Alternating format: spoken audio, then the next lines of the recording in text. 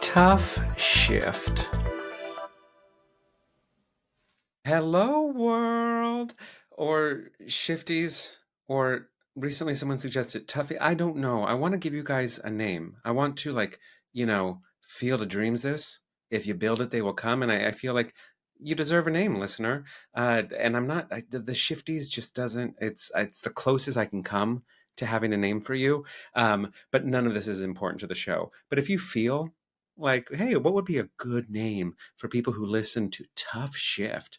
Let me know. Slide into my DMs. My DMs are always open for G-rated content. That lifestyle has left long ago. Welcome to the the show.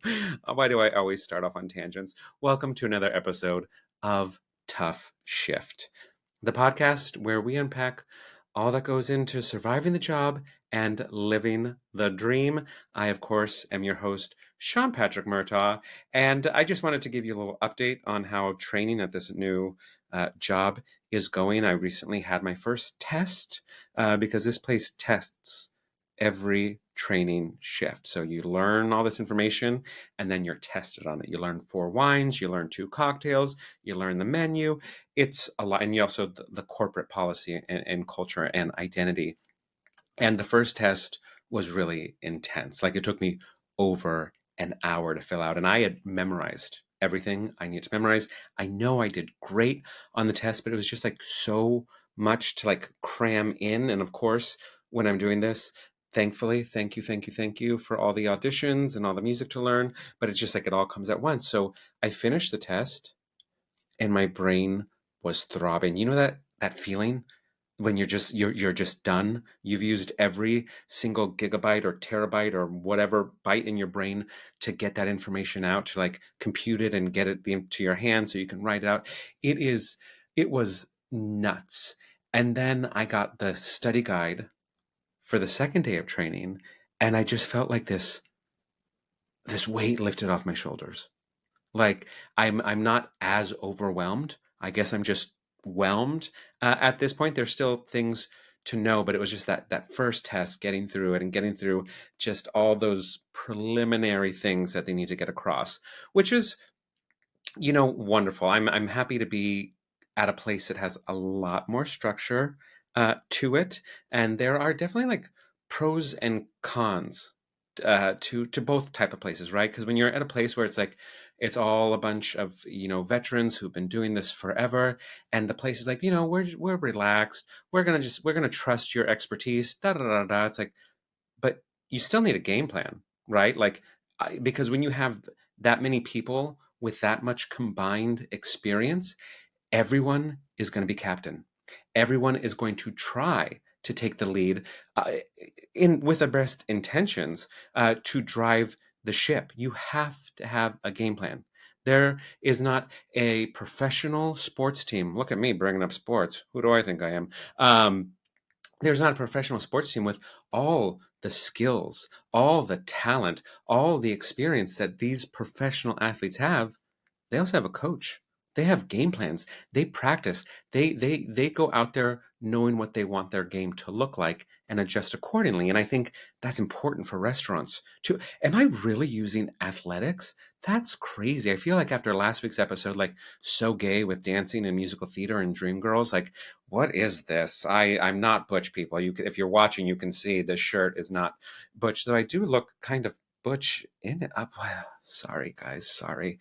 I'm off on tangents. Like I said, the brain is just at capacity with information. I have more to study, but there is a balance to these corporate and then these like relaxed. Like there is a happy medium. But what I do appreciate about these like corporate structured restaurants that test you with an inch of your life about the core principles and the value and the corporate identity. Yeah, it's a bit robotic, it's a bit two-dimensional, but it's something. And it's clear. And having been doing this for as long as I've been doing it, it's one of those things where it's like, okay, I mean, I know this, but it's like I have to know this how you want it. But for somebody walking in, like, everything is spelled out. There is nothing that they can't reference. There's nothing that they come across.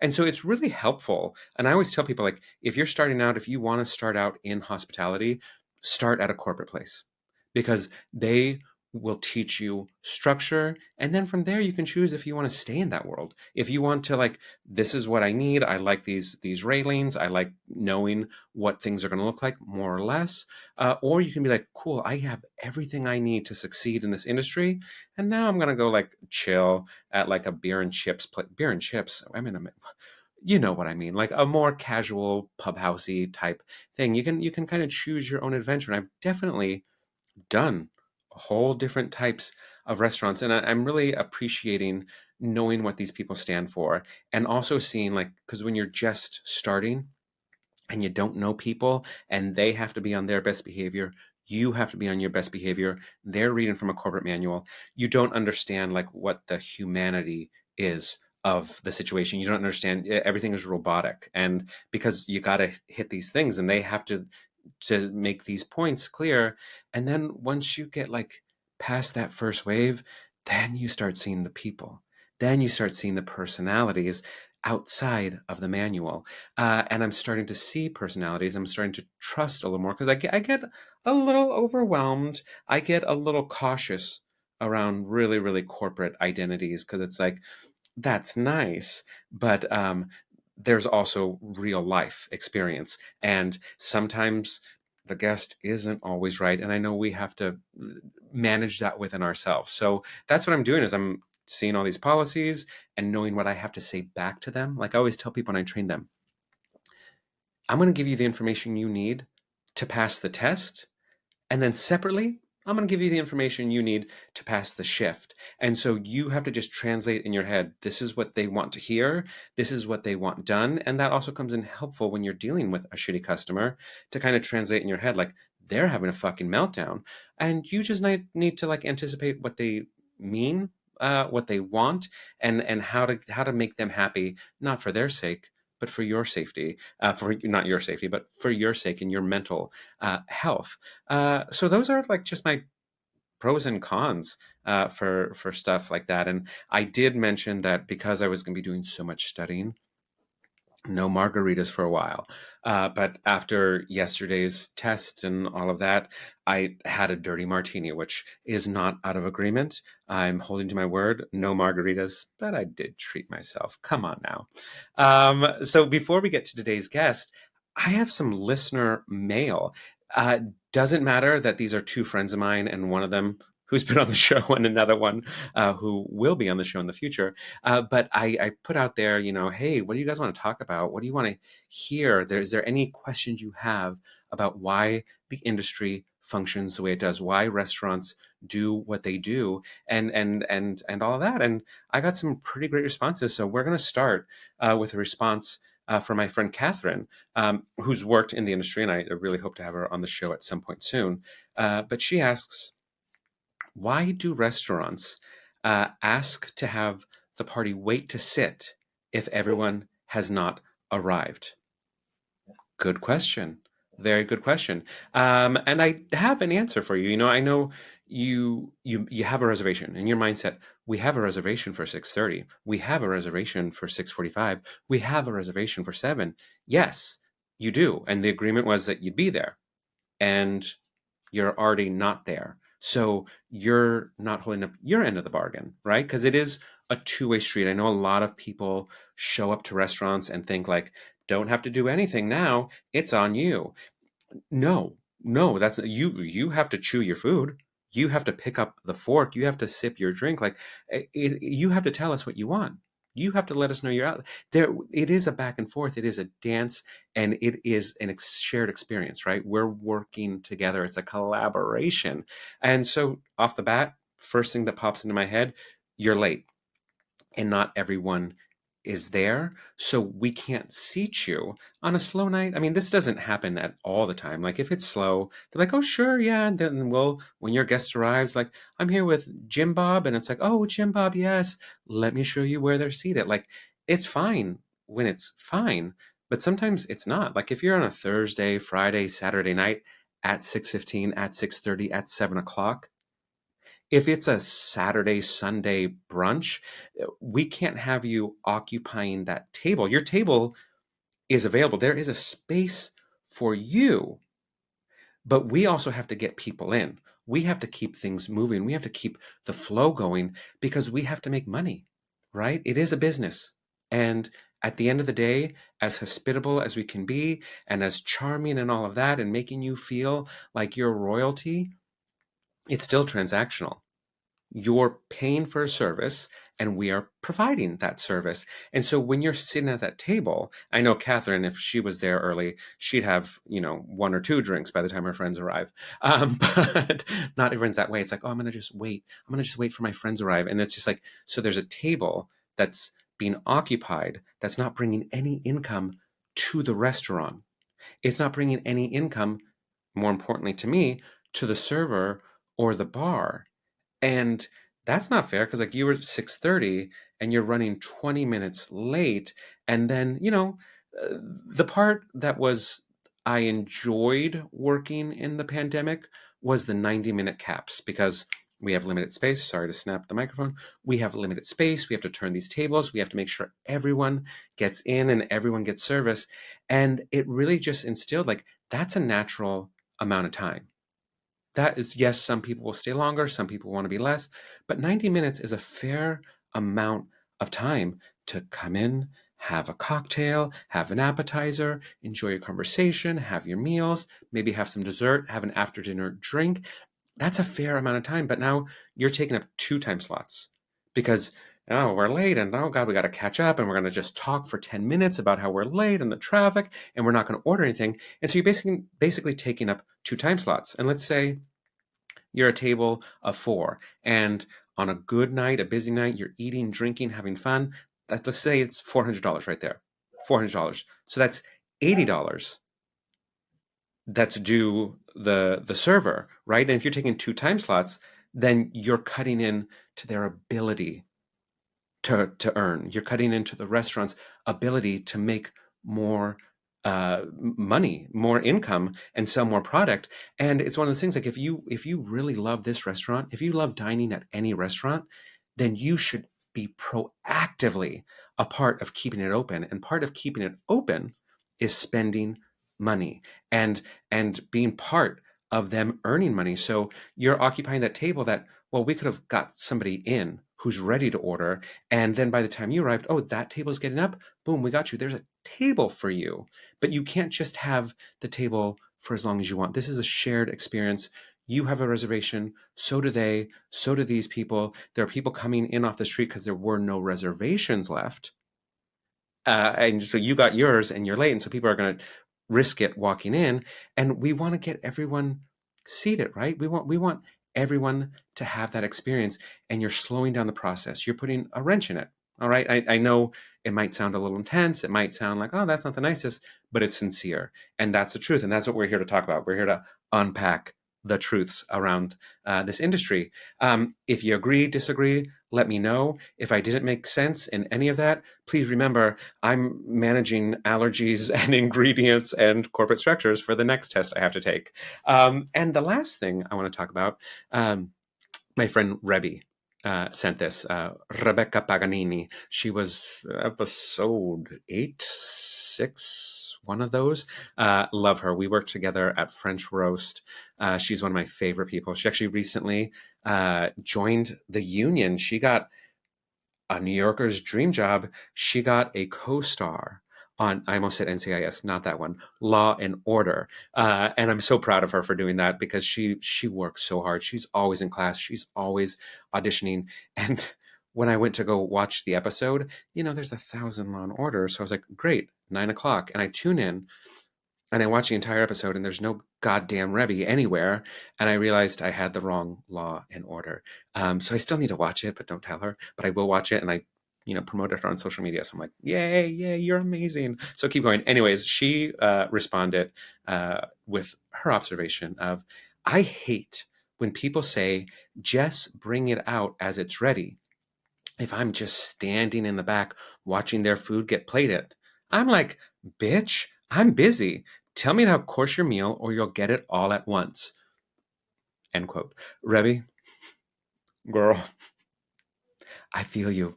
I hate that shit. It's like, please don't just be a lazy bottom about your dining experience. Is it okay to say that? Don't be a lazy bottom about your dining. You need to engage. This is going to be better for you if you are actively participating in the experience. So please let me know, because again, it's not just about you. Look around, turn to your right, your left. Is that, yeah. And see that there's other people in the restaurant, and that kitchen has to manage their meals, and the server has to manage their meals, and the pacing and the coursing. And we can't just like, oh, this is whenever they're ready, like, wonderful, let's all take, table twelve's food as it's ready. No, help us help you. I know you think you just want casual, but you don't. You want, it's like, again, it's like dealing with toddlers. This is what they say they want, and then you give them what they want, and that's not what they wanted. So you have to hear. This is my advice to you. You have to hear what they're saying, and then again translate that in your head to what they know that they want, because it is confusing. I will give customers a break. Every restaurant, especially out here in LA, has a different way of doing things. And it's like, hi, welcome to we're going to get your order all at once, and the kitchen will course it out as it naturally comes out, and da da da da, but I need your order all at once. Or it's like, hey, we're chill, we're going to do this, or hey, boom boom, whatever it is. And customers take their last dining experience into their next or current dining experience, like, okay, so now they're trying to keep up too. That's like, trying to understand teenagers' mood swings. It's like a parent just being like, trying to like, I thought we liked this. I thought, so they're assuming, and I will say, for the most part, a lot of times they are trying to do the right thing, but they don't realize like that's not this restaurant. So customers, find out what the restaurant's doing, find out how it functions, and be a part, because that's experience. You went there for that restaurant's experience, and we can tailor it to something more enjoyable to you, but that's the restaurant, right? And servers, let them know. Let them know exactly what to expect. Uh, and when they give you that, even when you tell them, be like, great. So what I would do in that is, whenever it's ready, I would just course it myself. Just just course it yourself. And then as things naturally hit, just fire. As soon as the first two dishes hit, fire. And then you can just go, and also make sure, God, I really am in training mode. Make sure that you let your manager know, that you let the busser know, you let the runner know, hey, table 12, they want kind of just relaxed as it's ready. We don't need to crumb. We don't need to reset between every course. We'll just kind of replace as it goes. It's just a manicure, all right? We're just manicuring that table as it goes. So that way it's not like, why are you letting your table sit in filth? It's like, well, because they requested to sit in filth, and we're here to make their dreams come true. Well, thank you so much. I hope that was helpful. And thank you so much for responding. And I think that's valuable for our listeners, both in and out of the industry. And now that I've given my opinions, like I said, you may not know you want my opinion, but you need it. I am so happy to bring today's guest on. Today's guest is a phenomenal talent. She does everything, and she does it so well. Why do we have so many multi-talented people on this podcast? They are just, I'm so happy. We have so many mutual friends. We met through our mutual friend, Rachel Green, who was a guest on this episode. And like every other week, she's like, have you asked Jen yet? Have you asked Jen to be on the show yet? I'm like, she's on the radar. I want her to be on the show, because I know she has nothing but amazing experiences to share, and funny anecdotes for us, and so much to talk about the talent that she provides. But finally, we're here. And she is a phenomenal talent. As I said, she is an actor, a comedian, a musician, a singer. She does it all. She does theater, she does comedy, she's performed off Broadway. She produced her one woman show, Oh, Bo You Didn't. Right, is that right? Yes, I got it right. Sometimes I paraphrase. Oh, Bo, you didn't. Hilarious.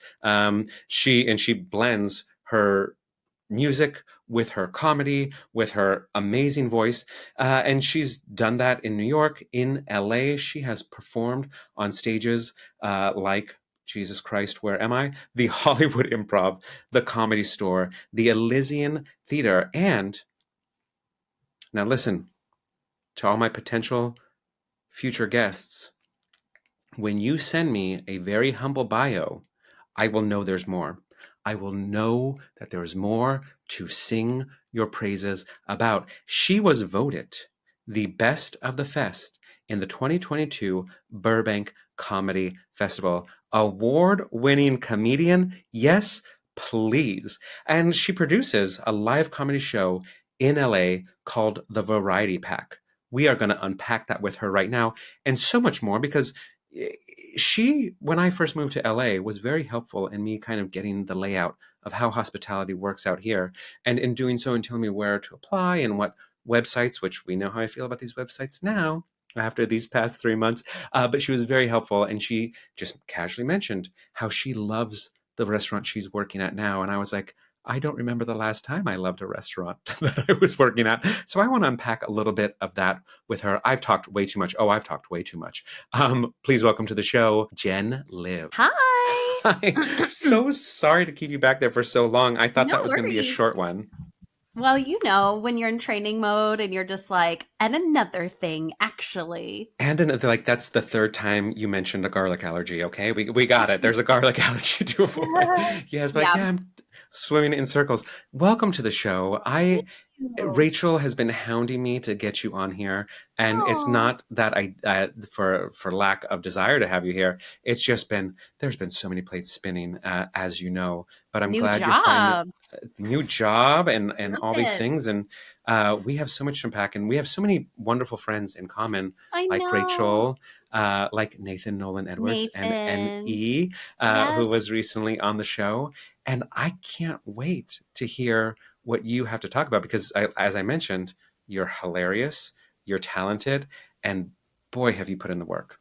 Have you Your put in the girl's been work? working a while. Yeah, yeah. I always tell people 105 years. Don't forget to moisturize. So, with all that being said, I want to hear what your gateway job was into this very, very stereotypical lifestyle that we lead. Okay.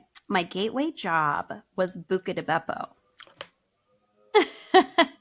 I love the Pope Room, appropriately enough, for Yes. what's going on. That's So amazing. What did you do there? I was serving there. Yeah. So before that, I was working in Albuquerque at a place called Dion's, like pizza, Hmm? making salads, running the register. Then in college, I was like on roller skates at Sonic, bringing food to people's cars. So when I applied at Buca, I was like, listen, I know how to bring the food to the cars. I know how to ring up the orders. Kind of, I could serve. I know I can. And I was just like very confident about like getting that job. I had no technical serving experience. Well, I had a manager who pointed this out. Like, you can teach people skills. You can teach people a skill set, but you can't teach the person. There are certain things you can't teach, which is like work ethic, which is personality. And so, I mean, I'm sure you came into that job well, like Teflon, having you worked at Sonic and working at these pizza places, you know how to get the job done. And rightfully so, they gave you the job. And would you agree with what I mentioned earlier about starting out in corporate, where kind of like Yeah. it can be a bit of a noose, it can be a bit claustrophobic with the restraints they put around you, but It's it does smart in the provide beginning. you. Yeah, Yeah, it's smart because you it just know what you're doing. And I feel like with Buka, it was like, you know, you know what you stand for. The whole thing with them was like, okay, bread is an extension of the hand. The reason why we have water glasses on the table for the Chianti is because they drink wine like water in Italy. And that's why we do this. And this is our Chianti. And it's our special house Chianti. And you just have like your parameters and your railings. And you're like, I'm doing Southern Italian family dining. Got it. sort of.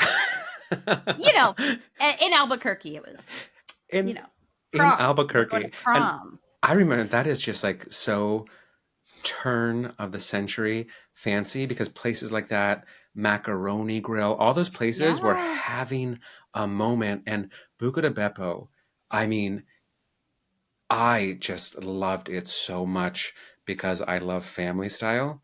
Because there's always gonna be one person who eats a little less, and I'll be the person that eats a little more. So it always feels like Ah, I win out of it, and it's just gaudy. And you can look behind me. I obviously was inspired by their decor. Um, love.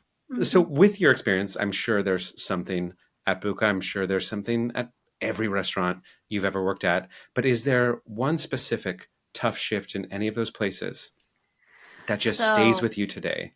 oh yeah. So when I was in New York, I worked at BB King's. So that was my first restaurant job in the city. Actually, lies. Planet Hollywood, but that only lasted 2 weeks because it was so terrible. Um, RIP Planet Hollywood, and R.I.P. RIP BB King's closed. Yeah, So I feel as if I could say whatever I want about BB King's let's because do it. they gone. Probably the worst tough shift I had is they had a really terrible roach problem, really bad, really. Not I talk about it in my stand up a little bit. I'm like, not like normal roaches, where you flip on a light switch and they run away. It's like you go to ring in an order and they run toward your hand. They It they was flip you off. They're New Yorkers. they're Get out just of my like, I'm way. walking here. I'm like, whoa, whoa. Yeah, so I was ringing in an order and I was waiting for a receipt to print, and a roach crawled over my hand in the middle of service. And I screamed so loud that this guy way across the showroom, I don't know if you ever went to BB King's, it was a big showroom, big Yeah. bar. He's like, Miss, are you okay? And I was just like, bad tip. I didn't know what to say. It was so bad. I mean, improvers say yes, right? Bad tip. I couldn't just be like, a live roach crawled on me, sir. He Oh probably my. laid eggs in the computer. I'll be right there with your wings, sir. Be right there. That is wretched, and that's just such a New York thing. Um, I'm sure you probably had a lot to unpack when you moved to LA. That there are just certain things in New York that we're just like, oh yeah, that's normal. Like New York has mice. New York has rats that will crawl over your foot on the subway platform. New York has cockroaches, and we just deal with it. You know what to Ugh. expect, and it's like, yeah, that is a thing. There's gonna be with that many people and that many you know uh, restaurants and apartments on top of each other. Yes, there's gonna be cockroaches, there's gonna be rats with these conditions, but by no means is there an acceptable amount. Like when the FDA be like, what is an acceptable amount of insects in ground beef? It's like, there's an acceptable amount of human DNA in ground beef. Like, what the hell is that? And it's these things that just like in New York, it's just like, yeah, and they love printer paper. They love all those things. Like, Ooh, did, did you have that like when you moved to traumatized. LA and you're just like, There's no pests. There's no there's no pests. pests. There's no pests. There's no pests at all. And when I was in New York, I'd be like to the owners, like, this is a problem. They'd be like, it's a basement, it's Times Square. What are you gonna do? What are you gonna do? They don't That's care. That's exactly what it is. And that's why I worked at a place where had everywhere has a basement, and they were like so obsessed with napkins. And I was at a point where I was like, I stopped caring with this place. Specifically, one of the managers was such a piece of shit around the napkins. And I get very, mother goose. I have to take care of my little babies, and made a server cry. Like it was a shitty brunch shift, and just like the server needed a moment, and he was just like on him about his napkins, and the server just like started crying. So I was like, you know what, God, I'll fold your fucking napkins. Like it's not that Yeah. deep. But they had like such a surplus of napkins, and it's like, you know what's going to happen. When you don't cycle through napkins, you know who's going to move in? Cockroaches. Roaches. And I'd happen once or twice where someone opened a napkin and it's like, and there's a meal. There's a Ew. comped meal if they choose to stay. It's just, yeah, New Yorkers, it's like, yeah, that's part of our life, but we shouldn't be okay Do with you that, want to right? know? It got bad. Like there was like a roach in someone's wings, actually, that like dove into the sauce, like in the saucing process, and nobody noticed. It was delivered to the table, and the roach just like having the time of his life. I mean, Oh, how are we not? I was not desensitized. I was like fresh from Albuquerque. I was freaking out. like this is not, it may be normal, but it's not okay. It's not Exactly. okay. That's R.I.P. BB King's. Uh, R.I.P. I'm sure I'm like, I mean, other places are open around it that I have dined at, and I'm sure I've ingested in New York. Chevy's. But it's not there anymore. Um, Oh, but they're still open, and I Dallas do. BBQ. I'm not. You say what you want. I'm not saying nothing. But I Oh, may have, just, the places I used to dine at too. right, exactly, and get that test tube of liquor in your frozen margarita. Oh my God. Yes. Yes. I I love cheap margaritas. It's a part, and nobody does it like New York. Like I was speaking on last week's episode, nobody does a cheap margarita, frozen margarita like New York. And we live in California, and everyone's like, "But the Mexican food's so much better." Be like, "Yeah, yeah, but there's still something good about what we have Oh my in New." God. I just that makes me Blockheads. R.I.P. Blockheads. R.I.P., dude. Did you I feel ever like go to what's that? Blockheads like after auditions and stuff like that? Was it part of your It was routine? part, yeah, it was part of the world. Maybe not after auditions, but just, birthdays, hangs, happy hours. It was phenomenal. And It they was a had staple. and it was garbage. It was garbage, but you loved it. Like their We nachos loved it. We loved were it. phenomenal. They had a gluten-free burrito. Now, it looked like an arm, like it was very plastic looking, the tortilla, but it was delicious. And they had this margarita. Well, it was, were you still there when they had, I forgot the name of it, but it was like a frozen blue Long Island, frozen margarita, and then a frozen Cosmo stacked on top of each other. I called it the Longer Island. Um, Ha! it was absolutely delicious. And like the large was still like relatively medium anywhere else you went out in Hell's Kitchen. But there, oh man, Blockheads, like two and done. That place, love, love, love that. But what are some things you've noticed having, been in the business in New York and in the business, I know in sex is one of them, in LA, like what are some of the differences and what are some things you prefer or appreciate about New York and what are the things you appreciate about being here in LA? Well, one thing I will say is I got out of BB King's and wound up working for Danny Meyer for a really long time in New York. And I will say, no pests. Like it was so clean. Everyone was so nice. The clientele was so kind. I was just like, oh, this is hospitality. Like that's where I really feel I learned hospitality at like the original Union Square Cafe. And I was there Oh, for you like worked at the many years. OG. The OG, yeah, before they moved. Like I actually played accordion at their 25-year anniversary.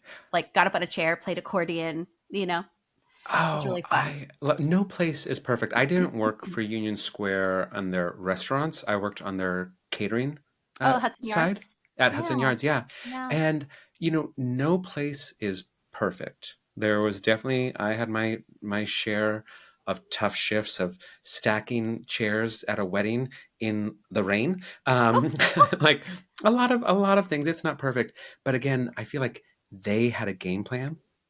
always. Oh They yeah. Mm-hmm. and even though it's like it is our job, so sometimes we have to do like I have to constantly remind myself like this sucks, this sucks. And it's like yeah, but it's your job. You took a job that sometimes has sucky elements to it.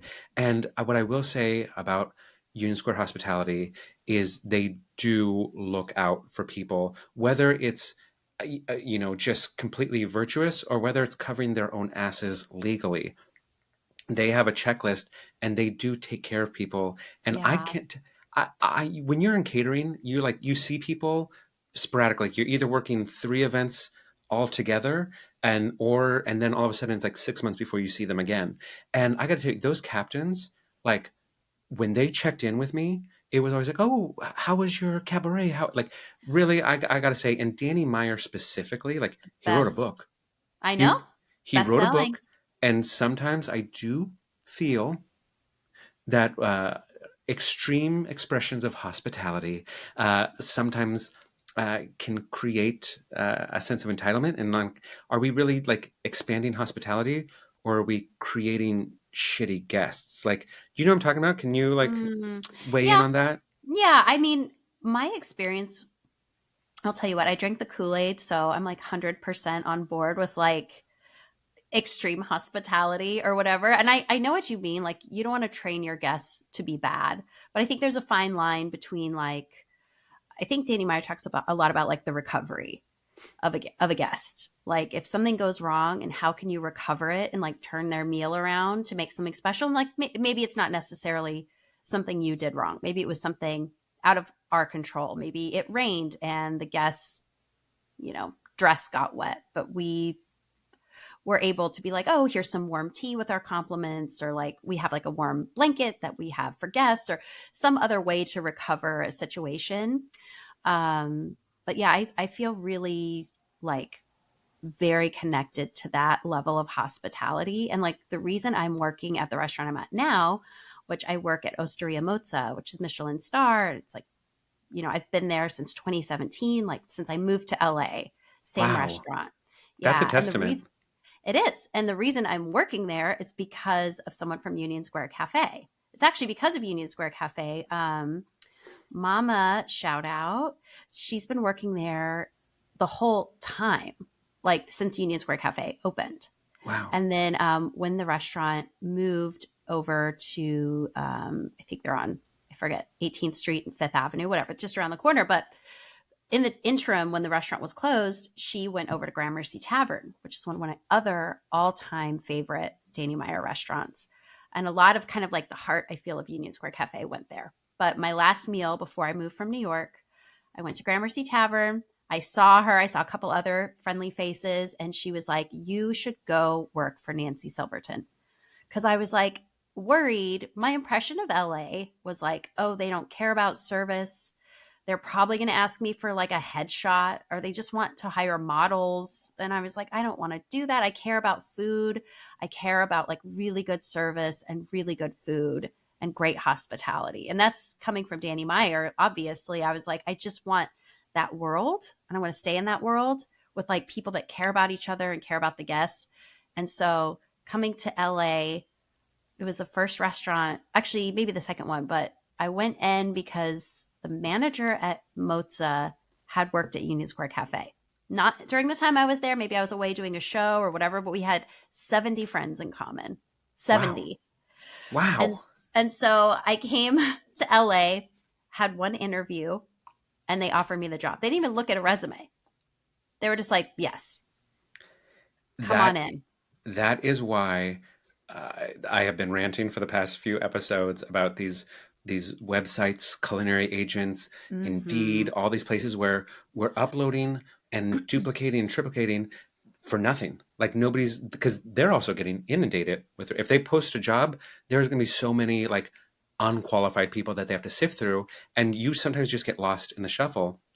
And when you can just have a conversation, and because again, they know if they you have Union Square on your resume, The they best. don't, they just need to talk to you, and they want to be like, cool, you already got the job, but I want to learn who you are, because like anything else that you didn't learn at Union Square will finish here, but we're going to just trust that you learned everything Oh, there. yeah. I mean, I worked there for years. And then, it was really, really great. The GM at the time, Owen, was just like, what brought you to LA? And he's like, it's okay if it's like acting. And I'm like, yeah, well, I do like comedy and improv and acting. And he's like, yeah, like our server Alyssa does stand up and she does acting. And he's like, you'll find a lot of like really great artists here. And I just really remember that impression that it left on me coming into a literal family of other artists. Almost everybody is also either an actor, not every single person, but there's a lot of people that are also, doing what I'm doing. So it's really nice to have a community of people around like that. And just, I mean, all the stuff that we think about what LA is, like when I was coming out, they're like, don't be a bartender there, nobody drinks, everyone's sober, and nobody eats sugar, and nobody does this, and it's going to be nobody eats, and it's like all these things, these Yeah, perceptions stereotypes. Yeah. of LA, and then you get here and it's like, oh, LA actually is very foodie. Like LA Hmm. people love food, they love concepts, they love almost, I think, more than New Yorkers. I still think New York gets hospitality and restaurants better than LA based on my Yes. experience so far. Yes. Yes. But like I said, LA, there's just something where it's like they people dive deep in and they go to these places for this experience, to sit on this patio and have, every place has a meze. Like they people in LA really do enjoy food, and that just blew my mind. And same thing with artists. Like it's not just, two-dimensional actors, trying to get on a soap or whatever. It's like you have people who are live musicians, you have so many like really cool people doing stuff, and it's great to kind of build those communities. And I want to talk about building community with you in a moment. Hey there, just checking in. I hope you're enjoying this episode so far. And if you are, why not leave us a 5-star review and a comment or two wherever you're listening to this from? And don't forget to follow us on social media at TUFF SHIFT Podcast. That's TUFF Shift Podcast. Everywhere, literally everywhere. And just a reminder, gratuity's not included, but tips are always welcome. And you can find our virtual tip jar at tuffshiftpodcast.com. That's TUFF Shift Podcast.com. All right, back to the show. But before we get to your comedy, I need to know how comedy has both helped and hindered. Whenever I have a comedian on here, I'm like, I want to know like where comedy has been the perfect band-aid in a restaurant for fixing situations, for bringing people in, and where it's kind of like, oh, this is not the late crowd. I probably should not have said that joke. Do you have any experiences around Um, that? it's funny because you get your banter with your tables and stuff, and there's always like a dad trying to be. If I'm like any allergies or restrictions, dad's always trying to do something funny. And this one dad was like, "I'm allergic to water." I was like, oh, "Okay." I was like, "Ha ha ha!" You always give the courtesy laugh. Oh, okay, yeah, funny. Then later, I was trying to like joke around, and he ordered a pasta, and I was like, "Hold the water, right? Am I right?" And he just was like, I'm like, dude, don't let me bomb on your joke. I'm tagging up your joke, bro. You're making the joke better. He just looked at me like I was crazy. And I was like, is anyone listening? He said he's allergic. It's a joke. It's a Okay. callback. It's a callback. I'm calling back. I'm tagging up your joke. Okay. Okay. So that was really, I was like, I can't believe I bombed. But most of the time, I love joking around with people. And you can always get a vibe when people are like fun and they want to joke around. You know, if they're just like, the pappardelle with rabbit ragu, like, do you know about like the treatment of like the rabbit? And I'm like, oh yeah, he was a classroom bunny, like beloved by all, very soft life, very tender. He was in the cage mostly. You're gonna love it. Very tender. He barely ran. He's No like not gaming. tough. Oh my No. god, he's like beloved. Okay, you can taste the tears of the children in the meat. It's gonna be just a touch of salinity. Oh my God, I need this to be an episode of some sort of a web series because that is freaking beautiful. And what has been your experience as far as like what would you like people to know? Because in general, hashtag not all straight men, but a lot of straight men walk through life in multiple industries. We'll also tackle this on the comedy end, unaware of what other people go through in specific Mm. industries. And what is it? As a woman working in hospitality, you wish people understood that, like, this is something that I go through that Kyle and Bruce would never know. And they kind of can't appreciate the fact that I have to, take these extra steps, or the fact that I have to put up these boundaries. What is a woman that you wish people understood and kind of amended how they behave in restaurants to like make it a more enjoyable spot? I will say I'm very, very lucky in my current spot. I don't feel like I have to deal with a lot of like harassment or men that are like, can you get a man over here to explain the wine list? You know what I mean? I Can you get a don't. man to tell that water joke again? I want to hear it Yeah, in a like man's voice. I feel very grateful. I don't have to deal with a lot of like misogyny. Yeah. Um, my GM is straight, but he's like really tapped in. Like he even noticed like somebody like a guest like hugging me, but it was like a little bit inappropriate. And he's like, "Do you want me to kick him out?" Like he was like on it. Oh, that's wonderful. And so I feel lucky, lucky, lucky, lucky to be in a place like we have a female chef. You know, our people on our management team are gay or female or, you know, just like allies. So it just feels like a place that I can work at where I feel taken care of. And I'm not worried about, I'm never worried about being a woman or feeling unsafe. Like we all leave work together, you know, just because the neighborhood can be a little sketchy, even though it's a nice area. You just never know who's going to be there. Yeah, And so, you know, we all take care of each other. We leave work together in pairs. And I am, I will say, I can't say always the same for comedy, but in my job, like I do feel taken care of in that way. that's wonderful. That's Yeah. wonderful. So I think we've unpacked. Oh no, we haven't. Oh no. You put something on your questionnaire that I nearly spit out my coffee because sometimes when I go over the questionnaire, like I skim, I'm working on the Oh, okay. episode, and I'm just like, and then when I went to like finalize the outline for this episode, I'm like fine tooth comb, and you mentioned about experiences that you have in restaurants that make you go from Gen Live to Gen Livid.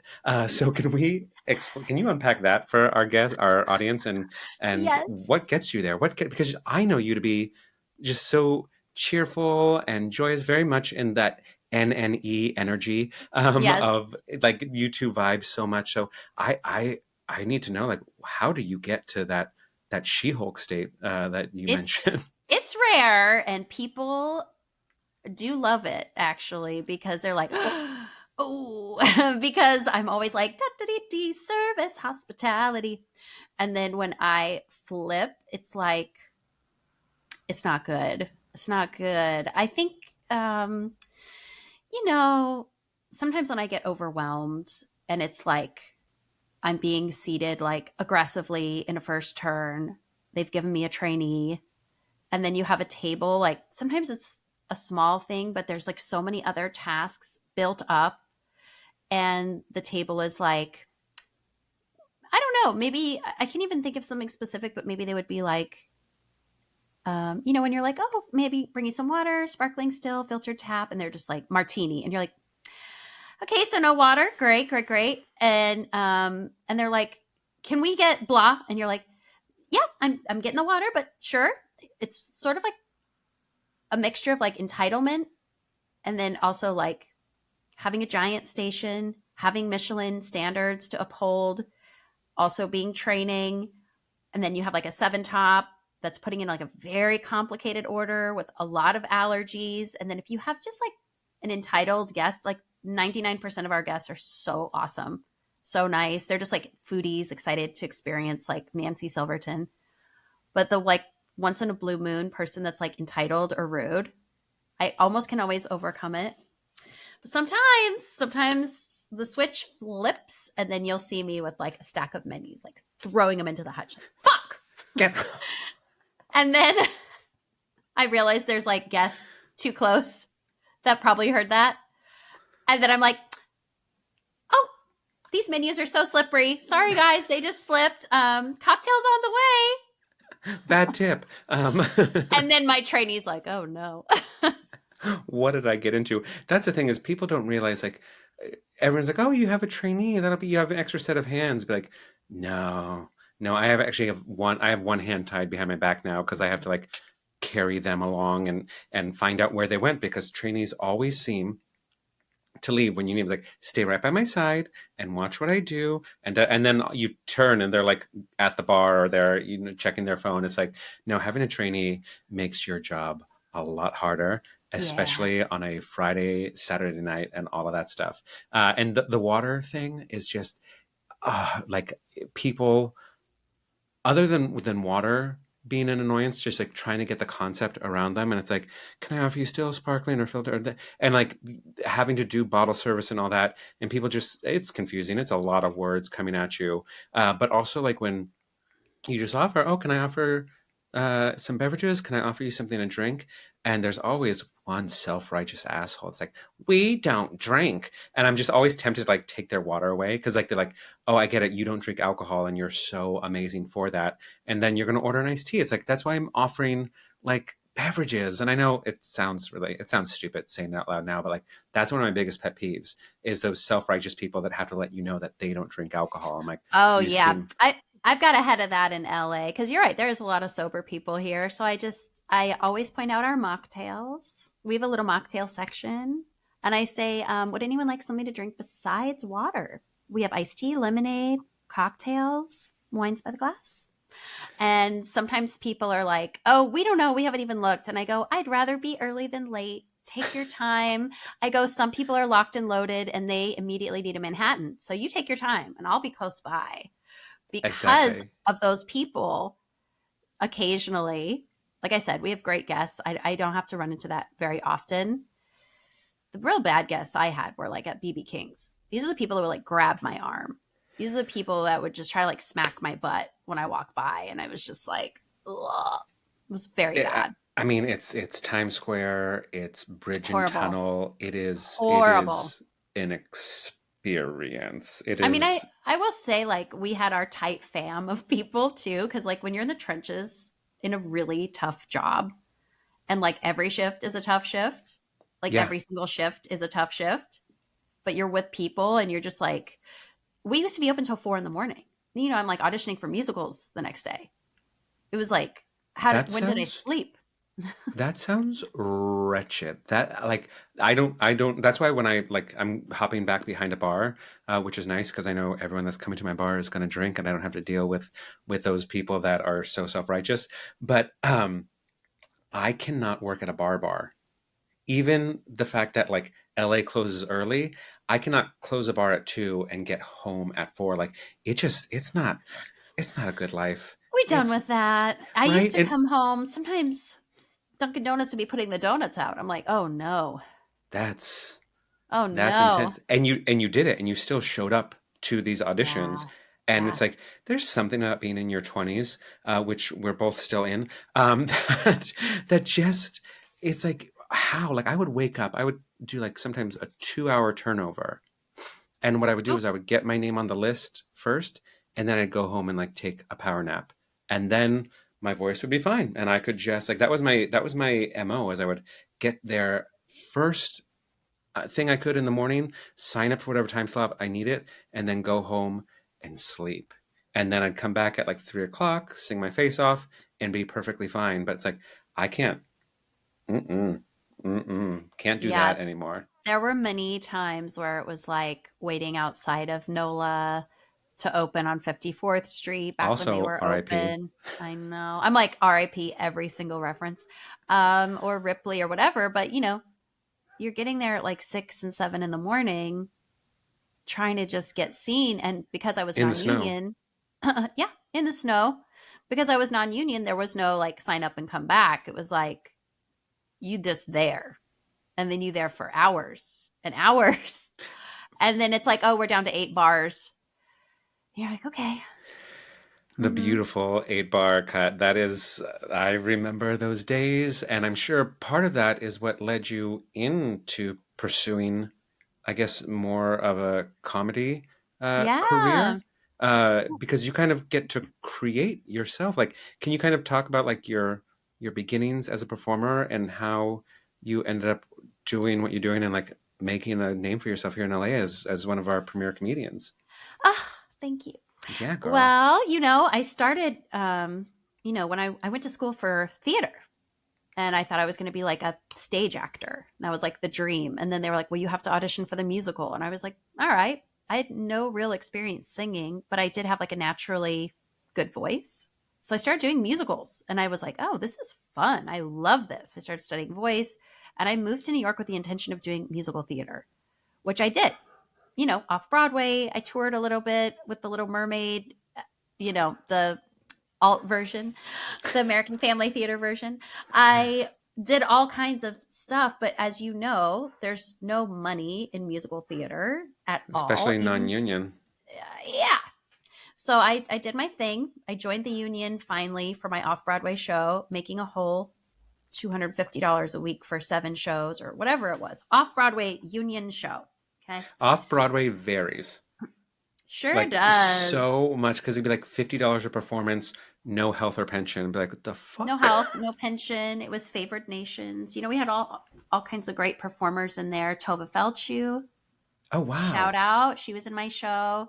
We became really close friends. Steven Spinella, 4-time Tony winner. Like we had an amazing, amazing cast.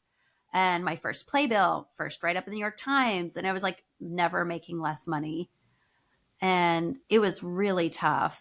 And so I think after that, well, I started doing a lot of stuff at UCB in New York. And I was like, I love this. And then I kind of got an idea for like a pilot, started like writing.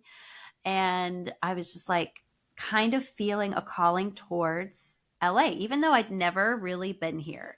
So I came out to see I came out to see a friend for her wedding. And I was like, let me see about LA. Cause I was like a real New Yorker. Like, I'll never live in LA. Never. Eva. And I was just like, Came in February. I was like, wow, it's really beautiful here in Light jacket. February. Yeah, light jacket only. Or no If that. jacket in the day, light jacket at night. I was like, it's sunshiny. I'm like at a park in a dress with sunglasses and a sun hat on in February. I mean, I was really blown away. Everyone talks about the weather, but I didn't really care because I was like, I'm a New Yorker forever. But then I was experiencing it and I was like, beautiful. Then I'm like, cost of living lower. Interesting, interesting. Not a lot lower, but it is lower. So I was like, quality of life seems higher. Okay. And then it was just like, I was loving UCB. And of course, there's a UCB in LA. And I just was sort of like, I had a big audition for The Great Comet. I don't know if you remember that show, Great Comet Yeah. of 1812. Josh Groban was in it on Broadway. And I knew the music supervisor. I knew a lot of people in the show because we'd worked together off Broadway. And I was like, maybe this is my moment. They just needed an accordion player in the chorus before I left New York. Okay. And I was like, maybe I'm going to be on Broadway. Maybe this is like my big break. So I auditioned.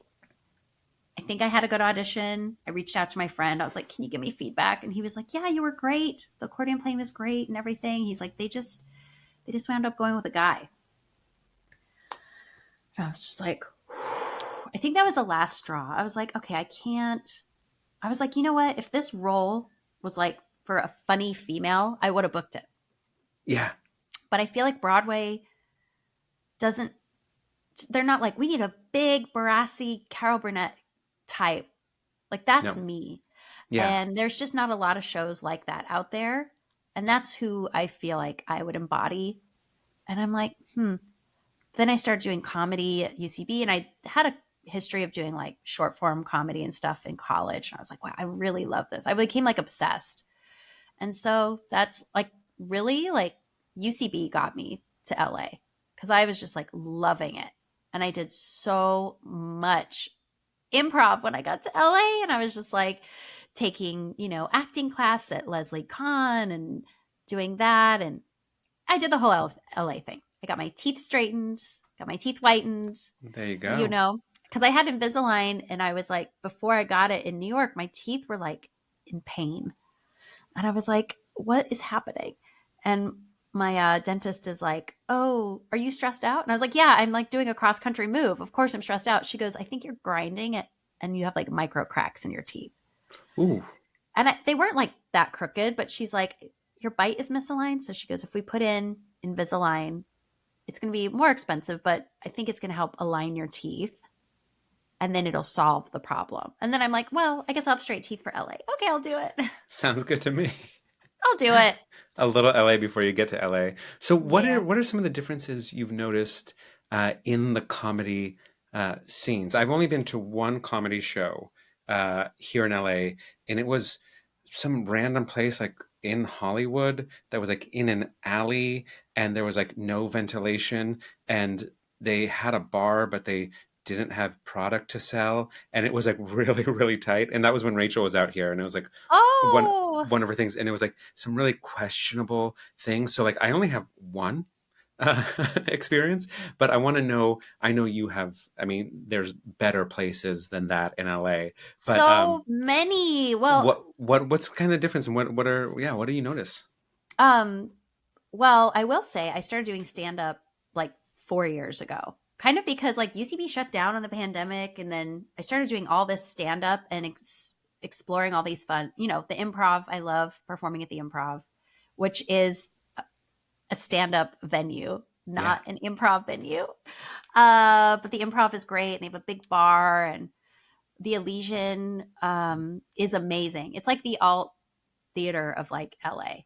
It yeah, makes me think of New York. It's a big clowning scene, and there's just so much fun like programming going on there and cool shows, and it's a really unique stage with like stairs that go up to a platform like on the stage and then like a big stage. I actually have a show there tomorrow, oh Saturday. I know this won't be out, but the Tomorrow Show with Ron Lynch is so fun, and it's every Saturday at midnight. It's a big variety show. It's the longest running variety show in Los Angeles. wow. Yeah. That's amazing. It is a really. I went there for oh Lord, what's his name? Of course, Tim. Tim. He's funny. He does the witches. He's from New York. He lives here now. He does this show, like basically how Wicked made him gay, and it is hilarious. And I went and saw it at the Elysian, and Oh, fun. it is a really cool spot. Isn't Like it the coolest? I love it. the facade is like old school California theater, kind of has like a cathedral, like the audience kind of feels like a cathedral. A And little bit, then, yeah. like you said, the stage is like just black box, but So with cool. many different levels. I feel like I get to do all my New York things there, you know? Like I did I like created a tap dancing bit because they have a clowning mic on Wednesdays called Play Space. That's really fun. And so you can do anything you want for 2 minutes. It's free. Just show up, do whatever. And so I created this character where I never get to tap dance in LA, but I kept seeing clowns doing tap bits, but they're like not good tap dancers. And I was like, don't make me break out my tap shoes for this. They made you. So I got my tap shoes out and I created this little like bit where there's like a voice recording that's like, "Welcome to the Elysian Theater. Remember, this is like a no tap dancing zone. No tap dancing is allowed at the theater. Enjoy the show." And then like Mission Impossible starts playing, and I have like my tap shoes, and like a coat, and I'm like trying to sneak into the theater from like That's the hilarious. stairs, and it's like tap tap tap tap tap. It's like loud, and then I finally get to like the center of like the stage, ba and then I step on this trigger and a cane pops out of nowhere. And I take off the jacket. I start dancing to like New York, New York. And I'm like tap dancing. And then it's like tap dancing detected. And then like, it's like a whole audio file. And then they're like shooting at me and I have to like escape. Anyways, I mean, you're selling me on it right now. it's so silly, but it's so fun. And I did It's it for almost the, drag like it sounds like a when drag yeah, queens do remixes like that and basically yeah. have a one person like that's I love that.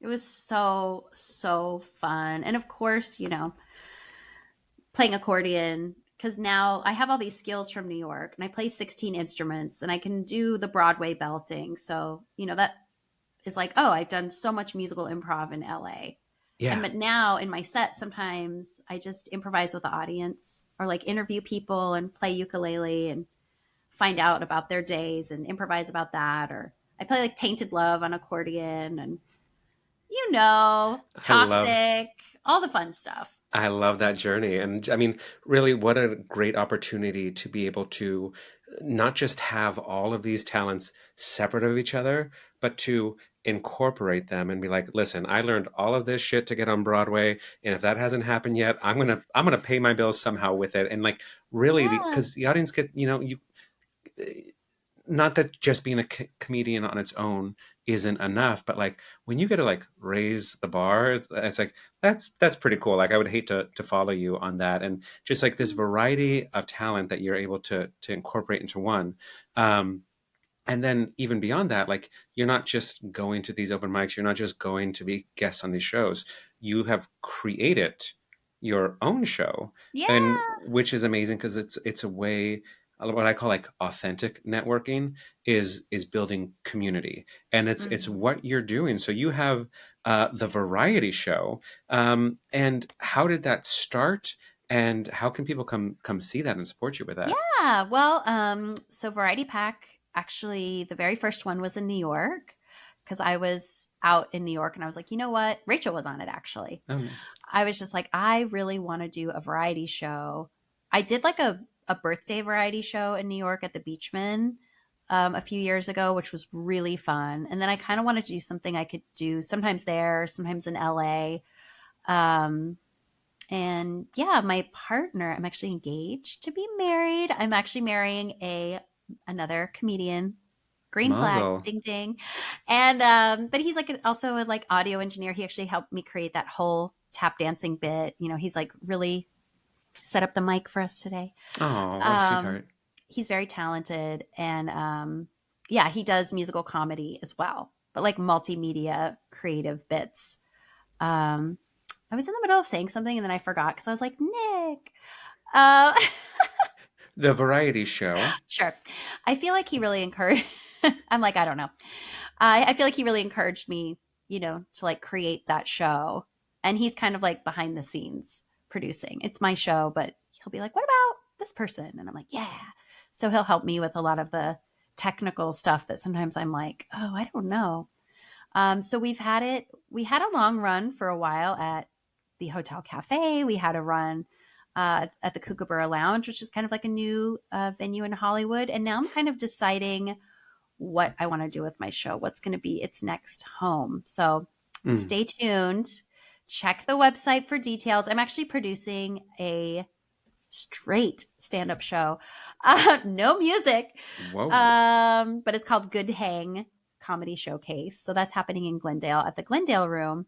And the fun thing about producing a stand up show is you don't need to have an amazing sound system or a piano on stage. I mean, it's a little harder to produce Variety Pack here than it is in New York because it's just not the same. I guess guys, listeners, send me your advice for where I should be producing my show because I came to LA thinking like, oh, there's gonna be all these studios where people like rehearsing and little theaters, and it's just not that way.